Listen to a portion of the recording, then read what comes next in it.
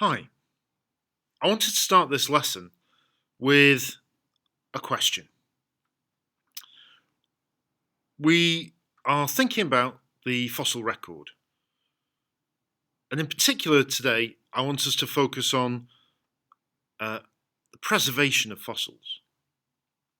Because there's something we always must bear in mind when we're looking at the fossil record and interpreting the history of life that it gives us.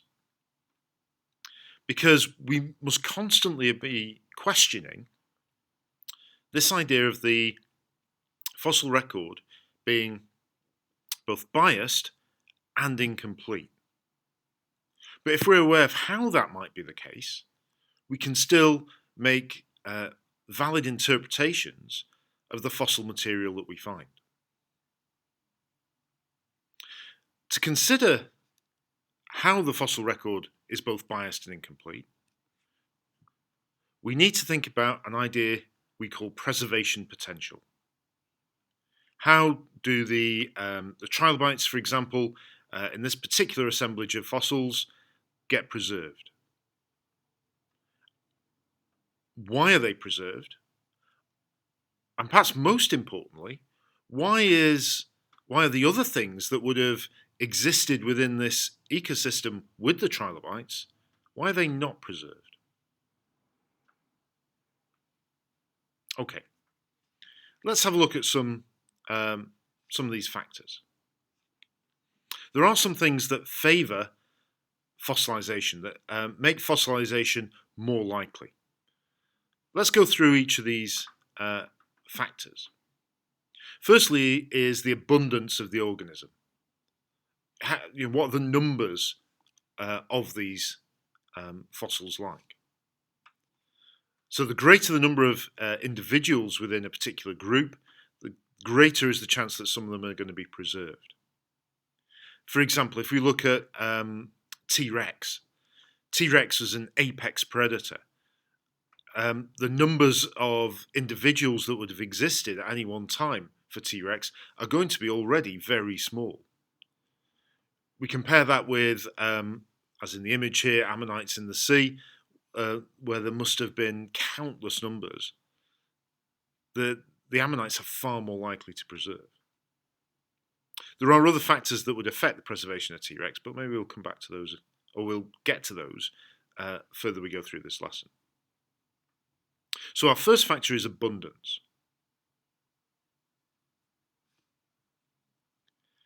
Our second factor is how rapidly an organism gets buried after death. Once an organism is buried, it limits what we call the taphonomic processes. Taphonomic processes are all the stuff that can happen to an organism in between the moment of death and becoming a fossil, the things that would prevent it being a fossil. Things like decay, erosion, transport, scavenging. All of those things will prevent an organism being fossilized. If an organism gets rapidly buried, the chance of those things happening reduce. It's perhaps no accident that when we look at fossil assemblages like the Burgess Shale, for example, rapid burial actually was the cause of death there. And that led to such remarkable preservation. Obviously, very large organisms like TRex aren't going to get rapidly buried.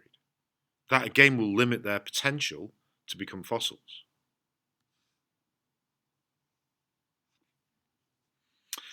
Maybe as part of this would be fossilization, what we call in situ. It's a Latin phrase that geologists use to mean in place. So this is where an animal actually becomes fossilized in the place where it lived. So the organism then isn't going to be transported around. This might apply particularly, for example, to burrowing organisms. Again, we have limited abrasion, limited erosion, which will result in a better preservation.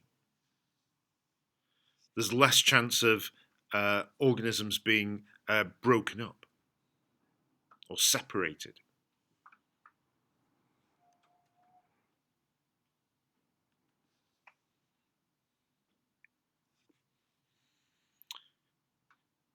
We will see fossils that get buried in very fine-grained sediment, like mud, clay, silt, will preserve better, perhaps, than ones deposited in coarser grain material. Now, part of that's going to be related to energy. The energy of the environment depositing this material is going to be lower where we have a fine-grained sediment. So there's less chance of the other things happening as well. But what it does, the fine-grained sediment, is it creates an anaerobic environment. It excludes oxygen. It limits the amount of decay that occurs. It also can give extremely fine detail.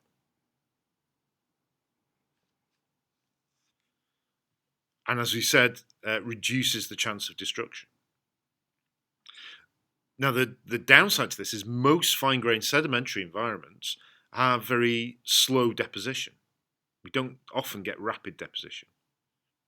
Again, if we think to the Burgess Shale, the environment there was a very fine-grained sediment, but there we did get rapid deposition because there was a submarine avalanche of mud. There was a submarine landslide that buried the fossils.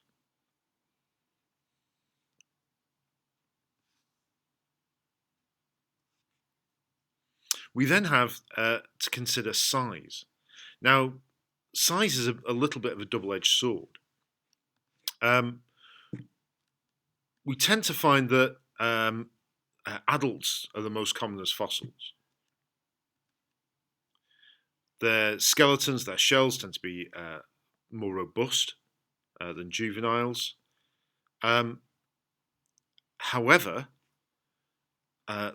when we get very big fossils that can't get buried quickly, then they're subject to all the other problems we've already identified.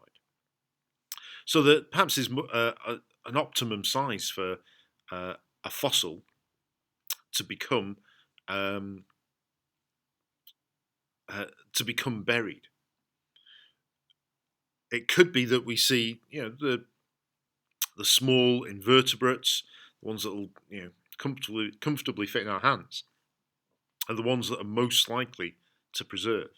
Very big ones, like TRex, may not get buried quickly enough to be preserved well. Equally, very young versions of those, say, bivalves or brachiopods, may not have shells strong enough for those to survive. So it's one we need to think about very carefully in terms of how that favours fossilisation. Perhaps the most important of these is that organisms should have hard parts.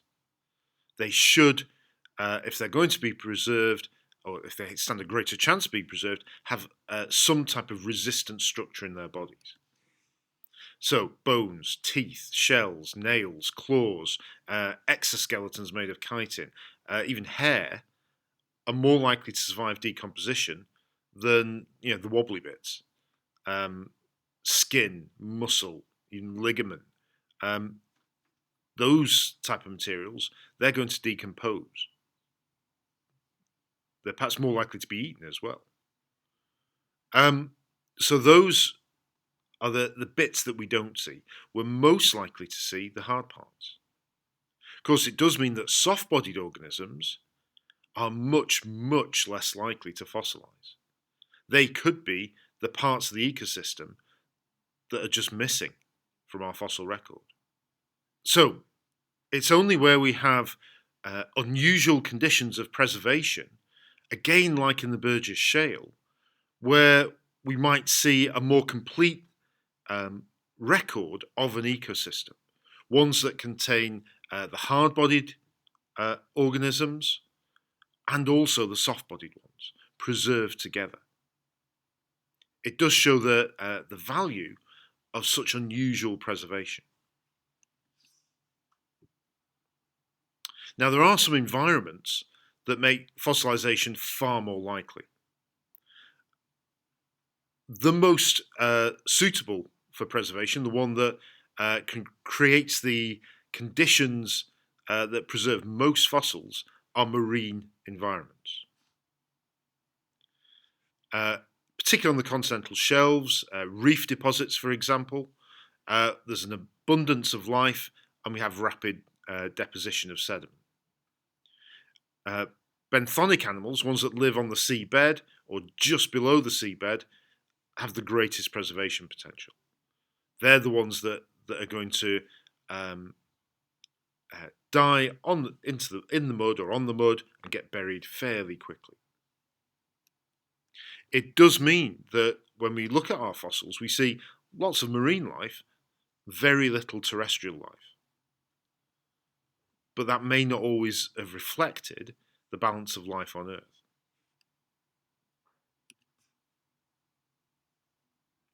As I said, limestone reefs are particularly good for fossilisation. They have all the conditions that we're looking at. The chemistry is right.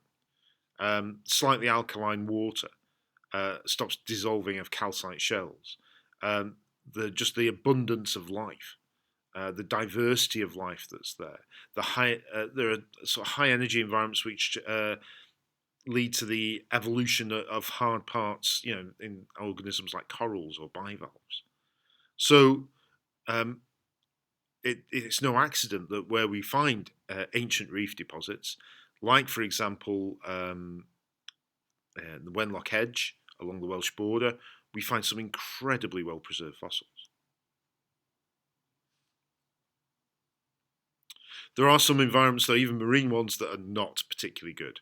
What we call the littoral zone, which is a beach. This has a very low preservation potential. You'll have seen yourself if you've been down to the beach and seen the shell fragments that are there. It doesn't take long for the shell of a dead animal to be separated and then broken up into fragments that are unrecognisably small. And all of that's down to the high energy environment. The waves moving these rocks around, we get lots of abrasion, huge amounts of attrition, and it just smashes up any fossils that will exist in this environment. Terrestrial environments too. On land, we don't get good preservation of fossils here. They're far more likely to decay because of the amount of oxygen that's around, far more likely to be scavenged and eroded. There are some exceptions to this. Places where we get anaerobic conditions, where oxygen's excluded, peat bogs and tar pits, swamps, for example, where you get the tree sap from trees to make amber. All of those environments on land exclude oxygen. But most environments on land don't. And as a result, the fossil record can be very poor.